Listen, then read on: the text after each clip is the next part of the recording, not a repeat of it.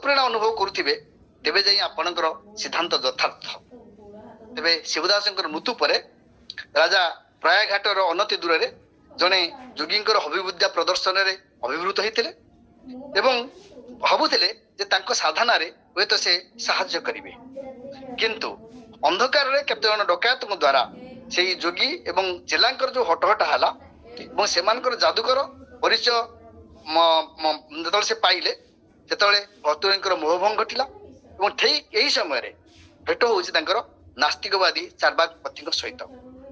चार्वाकपति आम जानिचे मुख्यतः सेमाने होउछन देहवादी, आत्मा जन्मांतर ईश्वर बा कर्म उपरे से माने चार्वाकपति मानकर आदम विश्वास न थाए।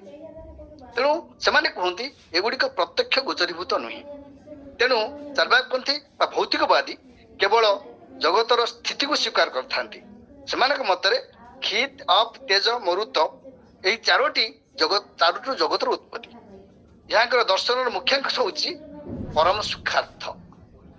तेणु भारतीय दर्शन रे जो धर्म अर्थ काम मुख्य मध्यरु यही चार्वाकपंथी माने केवल अर्थ एवं काम को पुरुषार्थ भाव में ग्रहण करिथांती।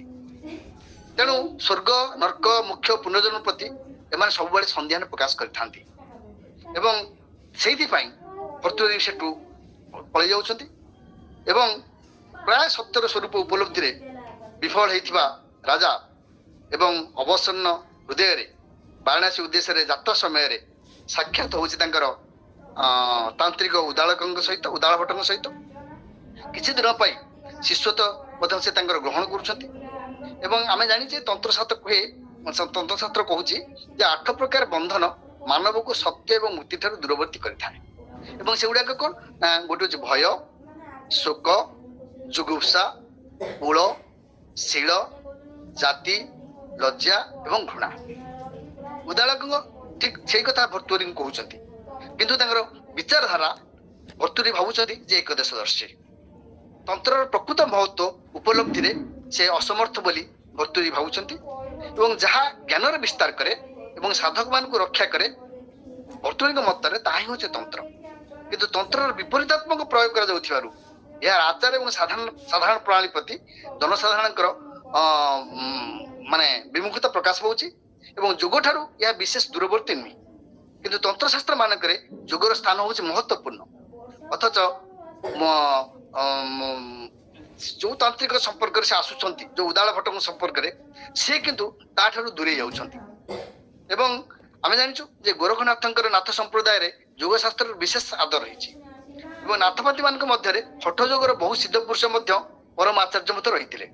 तेणु अमृतफल उपन्यास रे राजा मृत शबर मगज पान करिया को अराजी हेबारु उदालक जिज्ञासा करथिले राजा को एवं राजा सेति पई ताकू छाडी के मत पळै आसिले। एवं तार प्रथम कारण होची उदालकंकर तामसिक मनोवृत्ति एवं एकदर्श धरी चिंताधारा एवं से अनुभव करचंती जे उदालक केबे हेले सत्य को दर्शन करि नाथि किंबा अन्यमान को दर्शन करि देबे नाही। एवं तापर दीर्घ पदयात्रा एवं विभिन्न अनुभवर कारण सत्य प्रकृत सत्यर स्वरूप कौन से पर्यंत उपलब्धि करि पाले नाही भर्तृहरि एवं बौद्ध दर्शन ठारू तंत्र पर्यंत यही